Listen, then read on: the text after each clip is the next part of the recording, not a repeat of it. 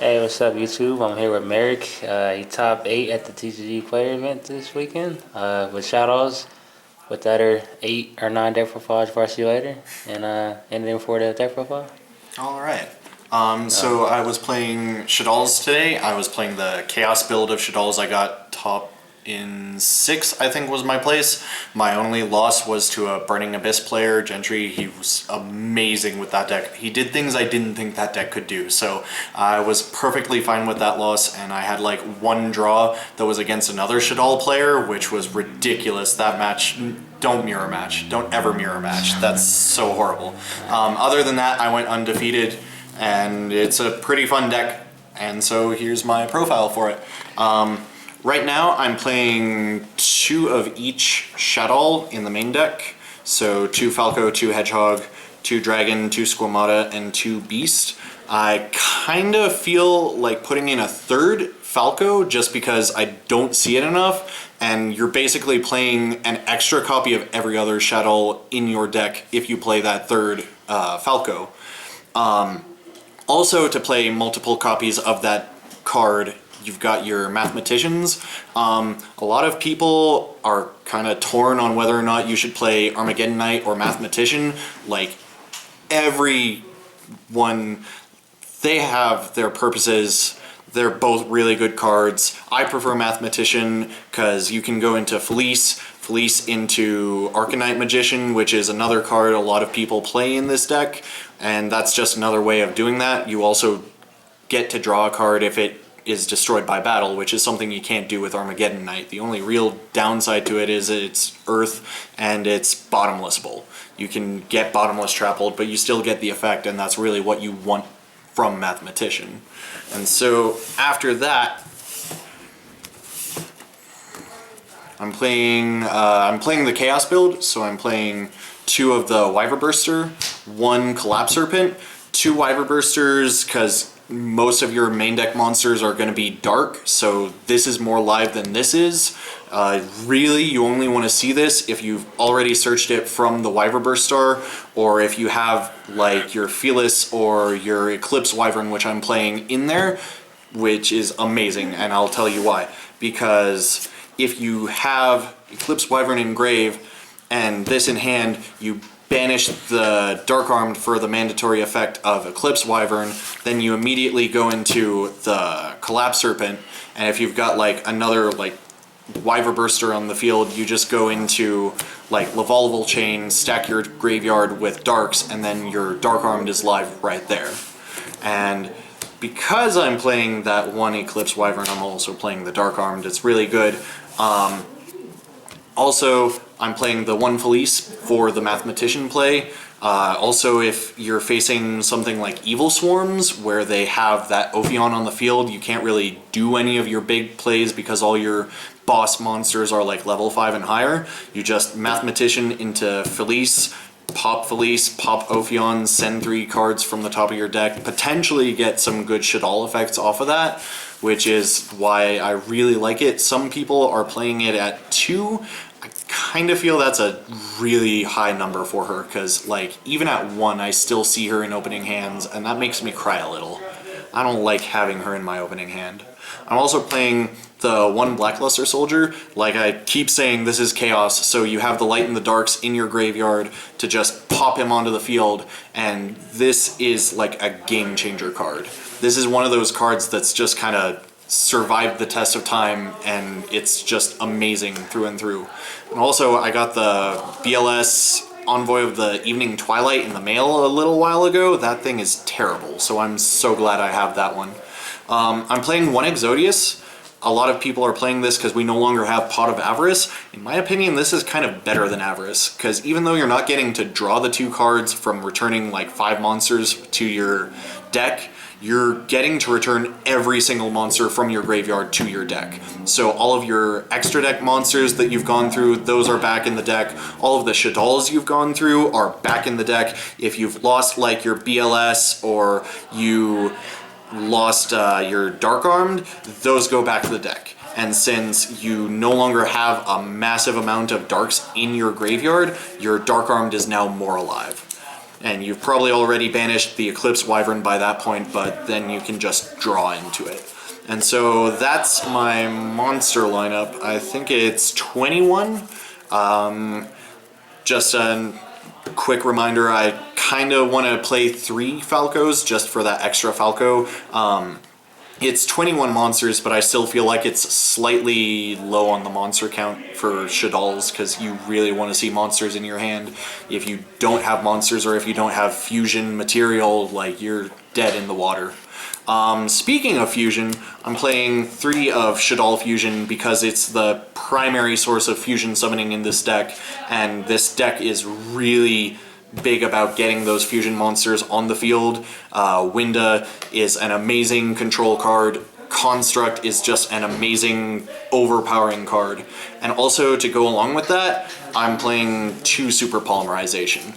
I did not think this card would be terribly good at 2. I figured like maybe 1, I won't really have to worry about it that much because it's just you discard a card, so you're already going neg to summon a fusion monster, but oh my god was I wrong.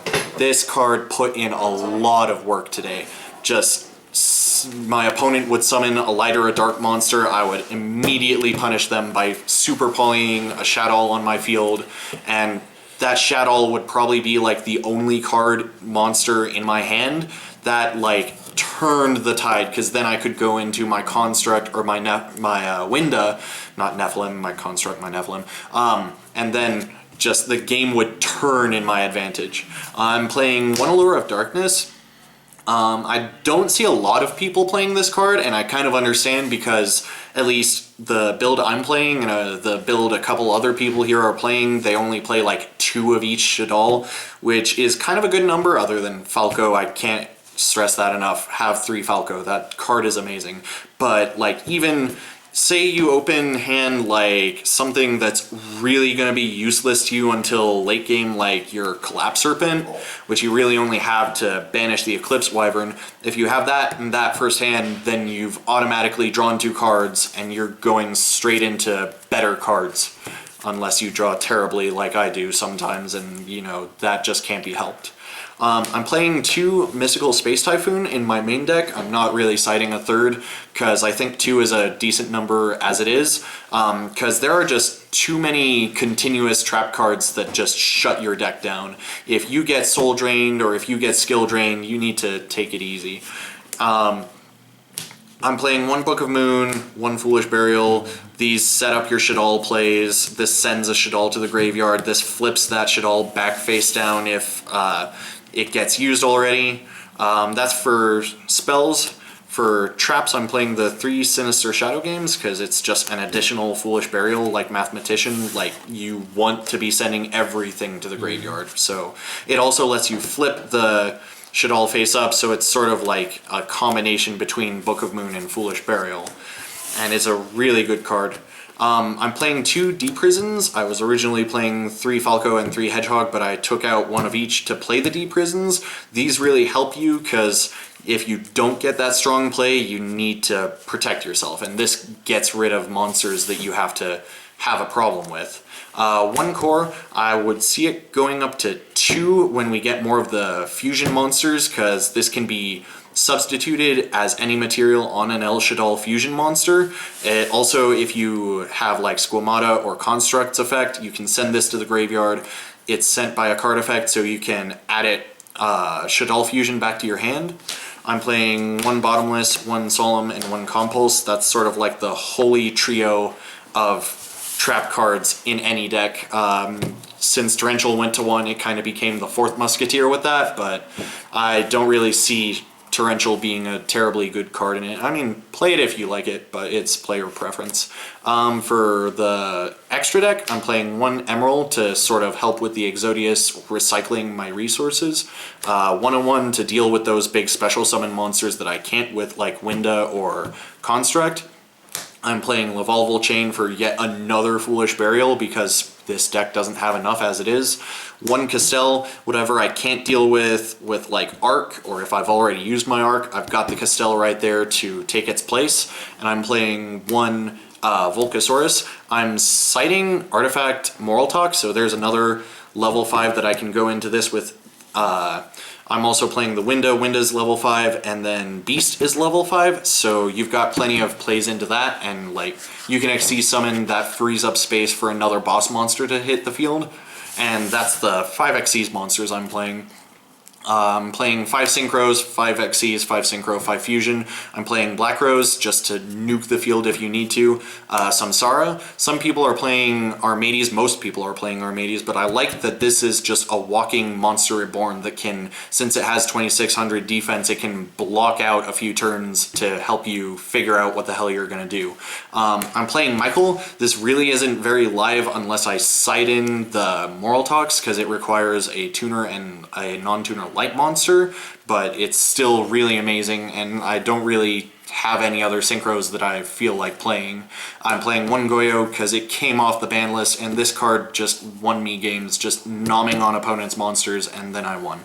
And then Leo, he's level 10, you can go into it with like Falco and Construct. Construct gets its effect by adding the fusion back to your hand, and then like this is just a really hard card to deal with. I don't know why it's a rare. It should have been higher than rare.